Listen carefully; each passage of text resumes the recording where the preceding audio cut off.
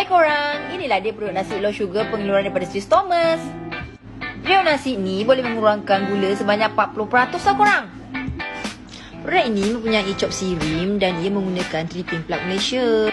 Periuk nasi ni juga boleh menyediakan untuk 4 hingga 5 orang makan.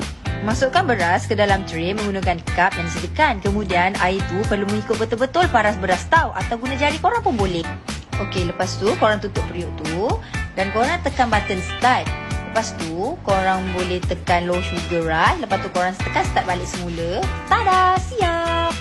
Wah, korang! Elok, cantik, berderai je nasi tu kan? So, korang boleh angkat je tray tu. Dan korang nampak kan ada air lebihan kanji tu? Inilah air yang mengurungi gula tu korang. Fungsi bekas ni pula untuk menakung air daripada jatuh ke dalam nasi. Dan bahagian bawah penutup ni pula boleh buka dan cuci. Senang sangat korang nak buka, cuci dan pasang getah tu. Lepas tu korang pasanglah semula dekat bawah penutup tu. Berbaloi beli periuk nasi ni sebab dapat jaga kesihatan korang tau.